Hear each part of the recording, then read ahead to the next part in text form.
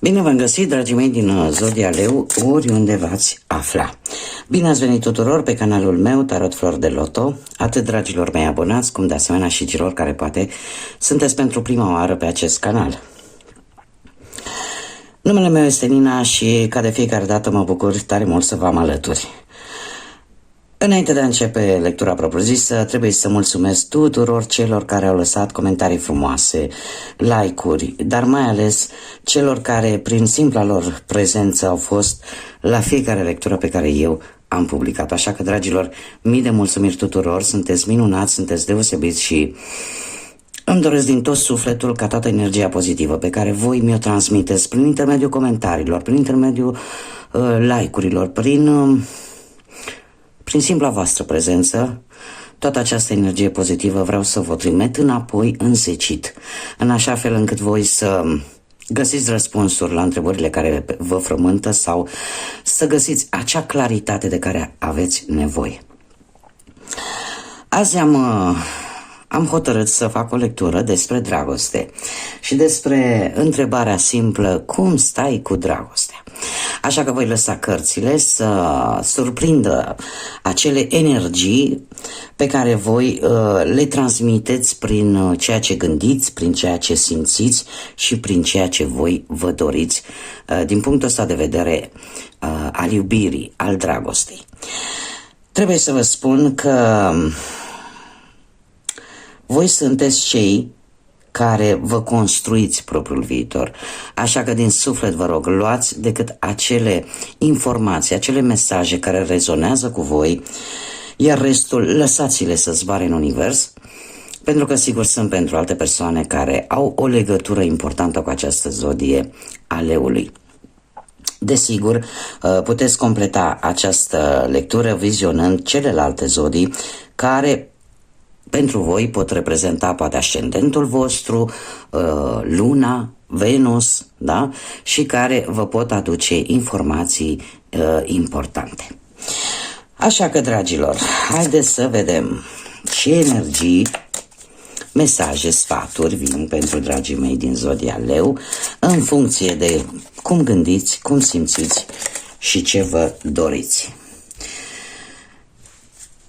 Se pare că unii deja au manifestat dorința de a avea pe cineva în viața lor. Avem manifestarea acelei persoane care să vină în viața voastră. Și avem o uniune de flăcări gemene.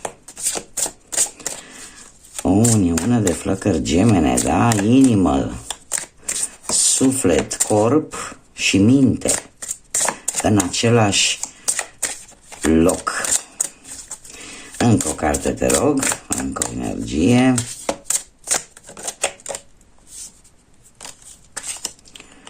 Nu cred. Se repetă încă o dată această flacără geamănă și cum vă veți recunoaște? Vei ști când acest suflet pereche este lângă tine, pentru că va fi ca și cum te-ai privi pe tine în oglindă. Care este diferența? Poate mulți dintre voi poate nu știți, eu îmi fac datoria să vă spun, dar de fapt flăcările gemene fac parte din același suflet, dintr-un întreg, mai precis. Sunt două persoane care efectiv se completează. Este yin și yang, este nord și sud. Da, sunt două energii care se completează una pe cealaltă. Ce-i lipsește uneia se completează cu ce are cealaltă. Da? Și se pare că ați manifestat, ați cerut universului să vă întâlniți acest suflet geamăn, iar unii dintre voi chiar ați și recunoscut-o, posibil sau o veți recunoaște cine este. Haideți să vedem ce ne spune tarotul despre trecut. Să vedem ce energii surprindem vis-a-vis de trecut.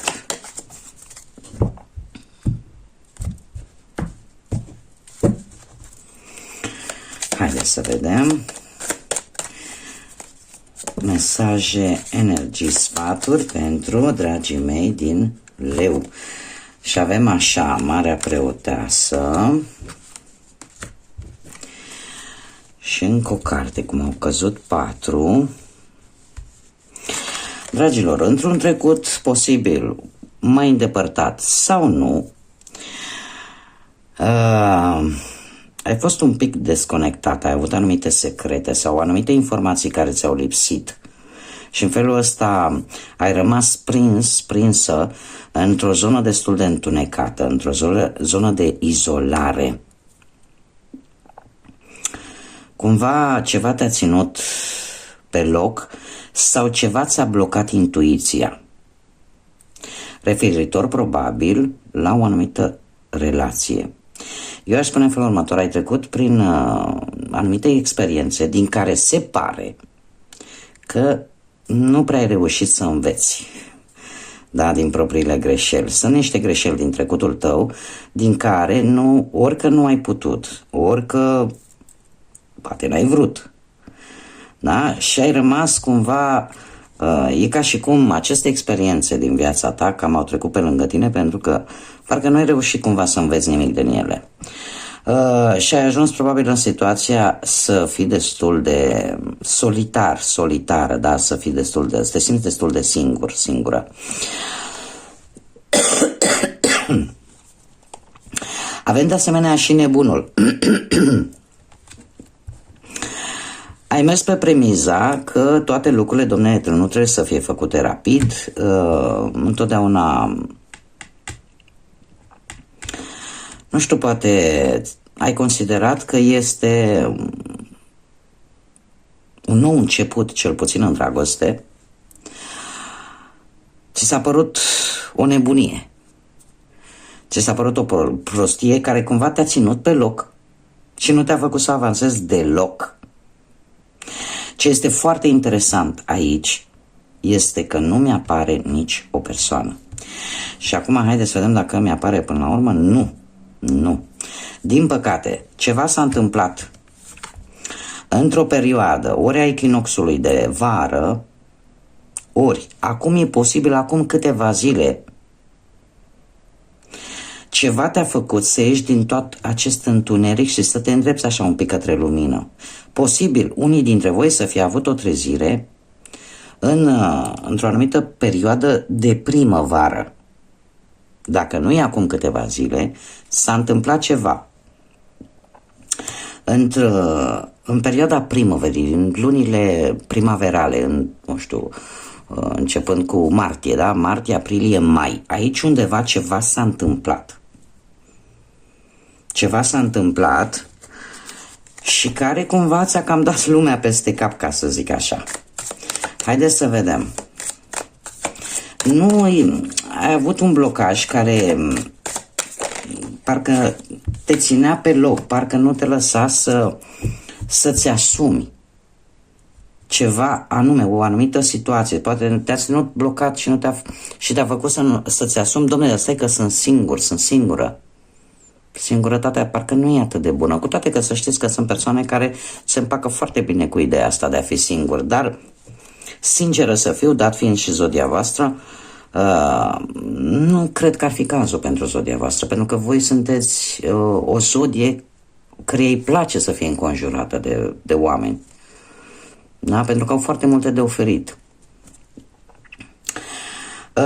Prezentul, haideți să vedem prezentul.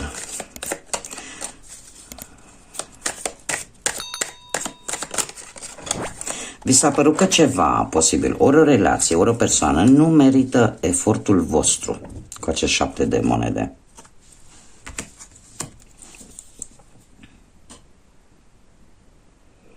Posibil unii dintre voi în prezent să fiți implicați într-un triangul, într-un triunghi amoros. Iar asta cumva, nu știu de ce,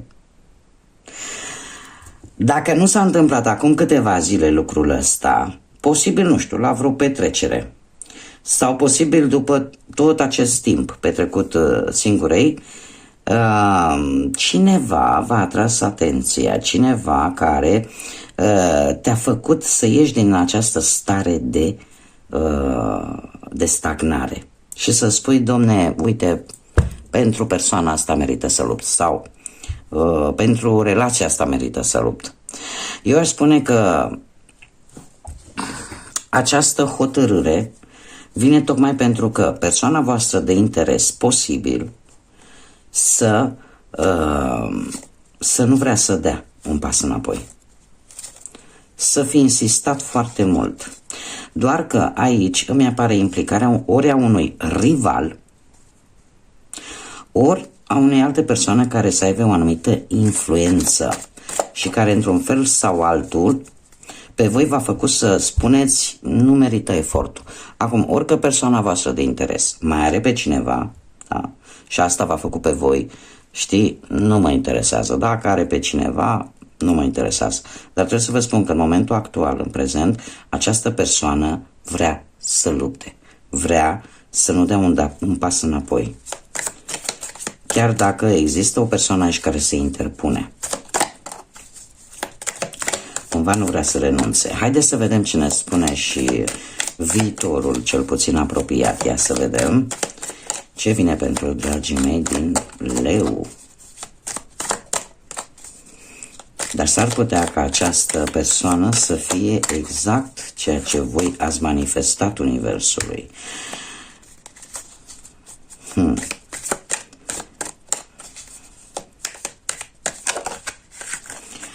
Știu de ce, dar voi parcă aveți senzația că e cineva care încearcă să vă manipuleze. Că cineva este foarte posesiv, sau poate chiar voi să fiți măcinați de gelozie, posibil. Să tindeți mai mult, să vă gândiți mai mult la voi, la ambițiile voastre, într-un viitor.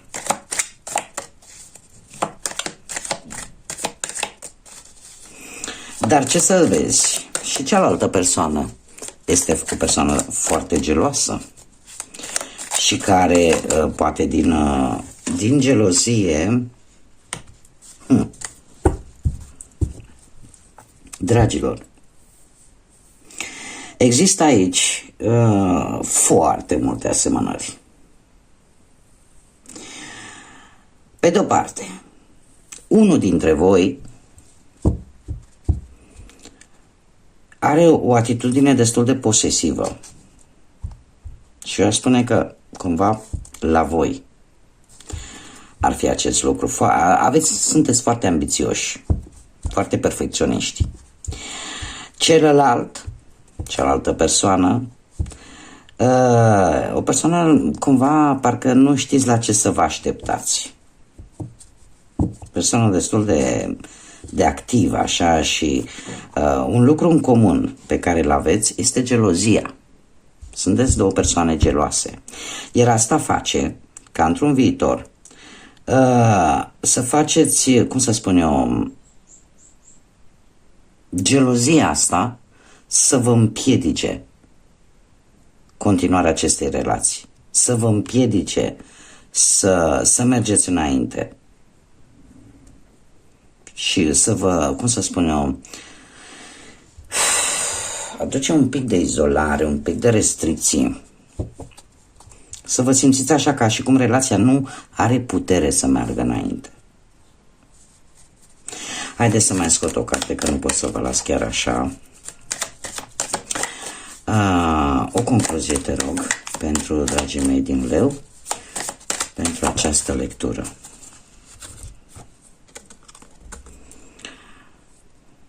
Dragilor, dacă veți reuși să treceți peste, nu știu, poate peste această gelozie excesivă care vă caracterizează atât pe unul cât și pe celălalt, peste această posesivitate, de multe ori și peste un pic de aroganță chiar, lucruri pozitive pot veni către voi în relația voastră. De ce? Pentru că avem ieșirea din pădure, ieșirea din zona aia umbroasă, din zona aia întunecoasă și pot veni schimbări pozitive în viața voastră. Puteți pentru unii dintre voi puteți reconstrui, puteți redescoperi un nou punct de plecare al relației. Din câte văd aici, este vorba de, pentru majoritatea dintre voi care cumva rezonează cu această lectură, este vorba de o flacără geamăn, care în momentul atunci când se întâlnește formează un tot unitar. Tocmai de aceea îmi apare aici, cum să spun, această stare de posesivitate, de gelozie.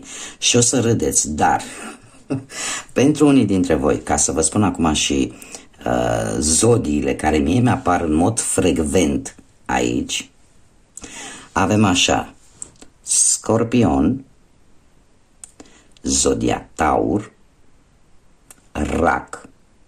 Taurul este pregnant, da, este foarte des întâlnit. Leu la fel ca și voi, Fecioară sau Săgetător, da? Zodii care cumva pot să vă spună vouă ceva. Acum haideți să vedem ce mesaj are acest oracol pentru voi, ce sfat are pentru voi, dragilor, din zodia Leu. Un mesaj, te rog, pentru dragii mei din zodia Leu. Limite. Se pare că va fi nevoie să înveți pe ceilalți cum să te trateze. Și în felul ăsta ei vor ști ce le vei permite și ce nu. Este un îndemn de a pune limite, bariere, anumitor lucruri care pe voi vă deranjează și în felul ăsta, odată ce celălalt știe, dom'le, tăică, îl deranjează, nu știu, dau un exemplu banal, îl deranjează dacă atunci când avem o discuție mai serioasă, nu știu, ridică tonul. Atâta timp cât celălalt are sentimente vis-a-vis de voi, are ceea ce trebuie, ingredientele necesare unei relații, va ține cont de acest lucru. Cum de asemenea, da, și voi, la rândul vostru, poate țineți cont de aceste lucruri, de anumite lucruri peste care cumva nu treceți, tocmai pentru că știți că pe celălalt îl deranjează. Asta înseamnă să pui niște limite sănătoase. Haideți să mai vedem un mesaj pentru dragii mei din Leu.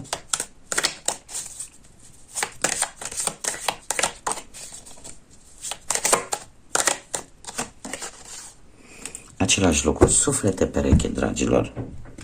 Da, această persoană este sufletul tău pereche, iar conexiunea voastră este sacră. Deci s-a repetat încă de la începutul lecturii și iată că terminăm cu acest mesaj și dacă ai avut ceva îndoiel până acum, se pare că, cel puțin mie cărțile îmi spun, îmi transmit că cam așa stau și că într-adevăr în viața voastră, pentru cei care se vor regăsi cu această lectură, aveți un suflet pereche, da? Care vă completează. Doar că, desigur, trebuie să ne imaginăm doi magneți, da? Care au și nord și sud, da?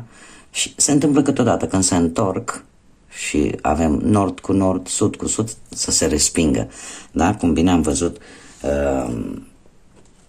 posesivitatea asta și starea asta de gelozie, da? Există și anumite asemănări. De ce? Flăcările gemene, în general, așa cum am mai spus, într-o viață anterioară, au format de fapt un întreg și care se spune că în viața actuală se vor căuta până se vor găsi, iar în momentul în care se găsesc, va fi ca și cum s-ar privi în oglindă, da? Și vor găsi de fiecare dată calea să meargă înainte, calea ca să treacă peste problemele care le apar. Bun, dragilor, aceasta a fost mica mea lectură pentru voi. Eu vă mulțumesc din suflet pentru atenție. Vă aștept cu mare drag pentru cei care nu v-ați abonat să vă abonați, nu uitați de like-uri, nu uitați de comentarii, iar până data viitoare când ne vom revedea, desigur, să fiți iubiți, dragilor.